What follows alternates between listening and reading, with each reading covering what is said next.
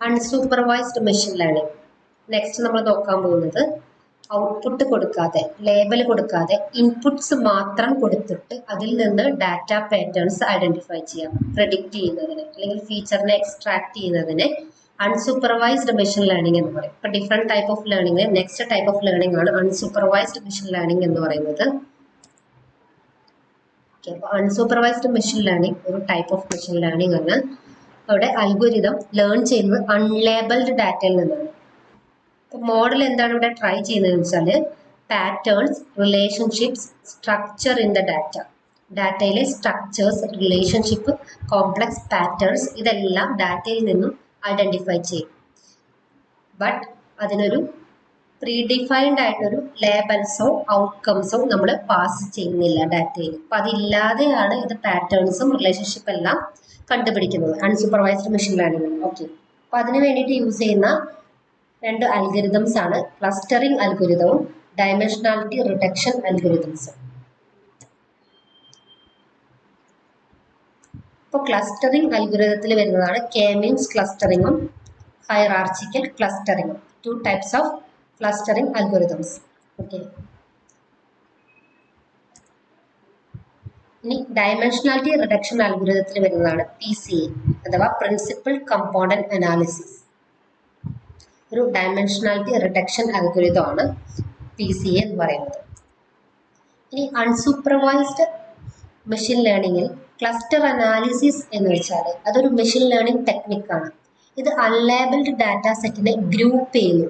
അതിനെയാണ് cluster analysis എന്ന് പറയുന്നത്. അപ്പോൾ ഇതിനെ ഡിഫൈൻ ചെയ്യുന്നത് a way of grouping the data points into different clusters. Different clusters ആയിട്ട് ഡാറ്റ പോയിന്റ്സിനെ അതിന്റെ സിമിലാരിറ്റീനെ ബേസ് ചെയ്തിട്ട് ഗ്രൂപ്പ് ചെയ്യുന്നു അല്ലെങ്കിൽ ക്ലസ്റ്ററിങ് ചെയ്യുന്നു. സിമിലർ ഡാറ്റ പോയിന്റ്സിനെ ബേസ് ചെയ്തിട്ട് ക്ലസ്റ്റർ ചെയ്യുന്നു.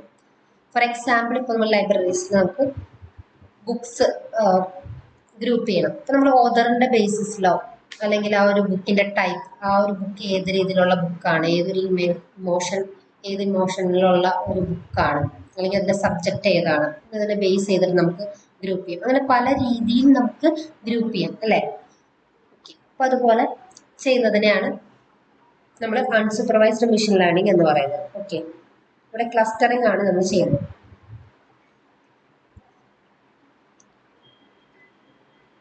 അപ്പൊ പോസിബിൾ ആയിട്ടുള്ള സിമിലാരിറ്റീസ് ഉള്ളത് ഒരു ഗ്രൂപ്പിലും ലെസ് സിമിലാരിറ്റി ഉള്ളത് അനദർ ഗ്രൂപ്പിലും എന്ന രീതിയിൽ ഉള്ള സ്പ്ലിറ്റിംഗ് ആയിരിക്കും ഇവിടെ നടക്കുന്നുണ്ടാവുക.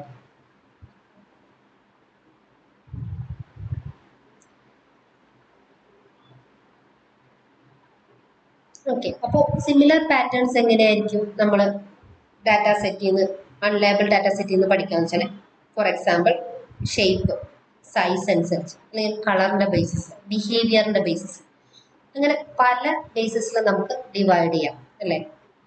ആ ഒരു ഷേപ്പിന്റെ പ്രസൻസ് അല്ലെങ്കിൽ സൈസ്, കളറിന്റെ പ്രസൻസ്, അങ്ങനെ അതിന്റെ പ്രസൻസ് ഓർ ആബ്സെൻസ് അതിനെ ബേസ് ചെയ്തിട്ട് നമുക്ക് സിമിലർ പാറ്റേൺസ് എടുത്തിട്ട് ഗ്രൂപ്പ് ചെയ്യാൻ പറ്റും അല്ലേ.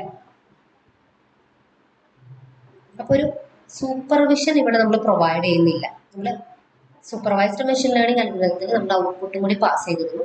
ഇവിടെ നമ്മൾ ഇൻപുട്ട് മാത്രമേ പാസ് ചെയ്യുള്ളൂ. ഫോർ എക്സാമ്പിൾ, ഇപ്പം ആമസോണിലെ റെക്കമെൻഡേഷൻ സിസ്റ്റം ആണ് നമുക്ക് നമ്മൾ പാസ്റ്റ് സെർച്ചിന് ബേസ് ചെയ്തിട്ട് നമുക്ക് റെക്കമെൻഡേഷൻസ് തരുന്നത്.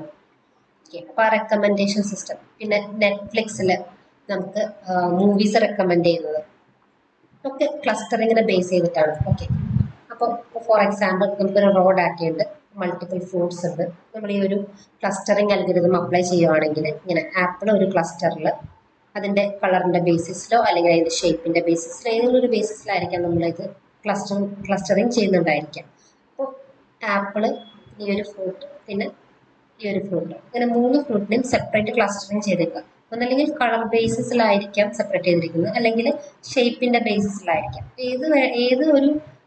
ഏതിന്റെ ബേസിൽ വേണമെങ്കിലും നമുക്കതിനെ ക്ലസ്റ്ററിങ് ചെയ്യാം അല്ലെ. ഇവിടെ 2 കളർ ഉണ്ടല്ലേ, രണ്ടും റെഡാണ്. നമുക്ക് വേണമെങ്കിൽ ഷേപ്പിന്റെ ബേസിസിലോ അല്ലെങ്കിൽ വേറെ എന്തെങ്കിലും ഒരു അതിന്റെ സൈസിന്റെ ബേസിസിലൊക്കെ നമുക്ക് ക്ലസ്റ്ററിങ് ചെയ്യാം.